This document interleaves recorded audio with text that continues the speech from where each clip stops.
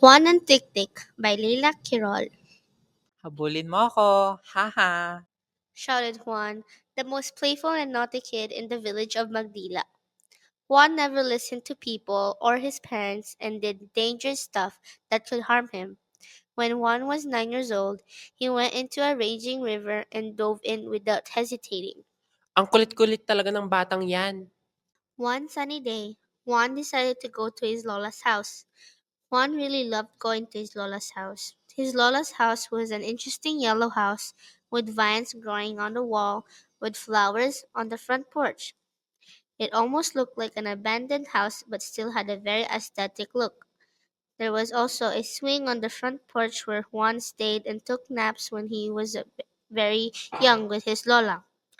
Both of them were very close. There was a nearby forest too that is very close to his Lola's house, which is Juan's favorite part of going to his Lola's. O nak, gusto mo ba ng pandesal? Lola asked. Juan's favorite snack that he ate after playing, pandesal, is a bread roll that is very toasted on the outside and very soft on the inside. That's why it was Juan's favorite. He likes it when it's still very hot and has some cheese inside. Oh, no thanks, Lola. I am full. Thanks for cooking my favorite pancit, Lola. Juan replied. After Juan ate some very delicious and very tasty pancit that his Lola made for him earlier, he was very filled and satisfied. Lola, I'm going to the forest with Mac and Priya. He shouted. Oh, okay, but you better not go too far or the Tiktik will get you. She replied. Haha, sige po. Juan responded. Kakakain lang ng tanghalian ng batang yan. Maglalaro na naman. Lola muttered to herself. Juan went outside and went with Priya and Mac behind his Lola's house to play luto-lutuan with leaves, dirt, rocks, and cans. Luto-lutuan, cooking play, is a common fun game of pretending to cook that kids play in the Philippines. There are two types of toys for that. For example, there are kids who have enough money to buy the actual plastic cooking toys, and then there are creative kids who makes toys out of cans, plastic forks, and leaves. Hoy, let's go to a place we haven't gone to yet in the forest.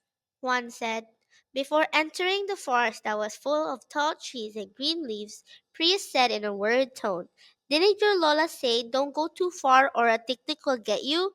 Come on, Priya. Don't believe in that stuff. Priya and Mac couldn't do anything to stop Juan because he didn't listen to anyone. Of course, Priya didn't actually go with him to the far part of the forest because they didn't want to get eaten by a tic-tic. She stayed in the spot where they were playing. She's such a KJ. He mumbled. For a while, Juan was wandering in the forest and collecting random stuff that he could spot. After a couple of hours, he was walking back home, but he was a couple of miles away from his grandma's house. It was dusk and the sun was setting. Juan, very exhausted, with sweat running down his face, sat next to a tree and rested. After 30 minutes of resting, he woke up and realized that it was dark and Priya and Mac already went home. Oh shoot, Lola must be worried. While getting up, he heard a rustling sound inside a bush not far from him. He squinted his eyes to see better. He saw something strange and shadowy behind the bushes. The rustling got even louder and Juan got scared and screamed. Ah! He sprinted as fast as a cheetah and went to his Lola's house. Surprisingly, he didn't even get tired. As soon as he stepped in the house, he went to his Lola's and hugged her. Lola, there's a creature in the forest. He yelled. What? What did you hear? Lola asked while chuckling. Some creature? What are you laughing at? I'm scared. Okay, fine. I'm sorry. Lola apologized. I'll tell you a story about them and so you can be less scared. Juan stopped whining and started listening to his Lola. Remember when I told you that there's a monster in the forest called a Tiktik? Lola asked. Juan nodded. Lola, what does the tick-tick look like? I'm curious. Juan wondered. Oh, it's scary, you know. Lola replied. It has a long tongue and a red eyes that are red as a tomato but redder. Its skin is as rough as the road in the city. So it's cracked? Juan asked. Haha, yes. Lola answered and giggled. Okay, continue. The Tik Tik actually looks like a bat. It has a dark black wings that look like a bat wings and it has fangs. The Tiktik can also look like and pretend to be a human. Really? Oh, yes, there's a story about a girl. She was as naughty as you are. She didn't listen to people, especially her parents, until her parents had enough and made her wash clothes at night. She was washing clothes outside and it was dark. As soon as she finished washing them, she heard something on the roof. She looked up and saw the tick tick. I'm scared, Lola. You're not helping. We'll stop now. Juan requested. Okay, I'll stop. But simula ngayon, makinig ka na sa mama at papa mo para hindi ka mapahamak. Lola lectured him. Okay po. Juan replied in a low voice.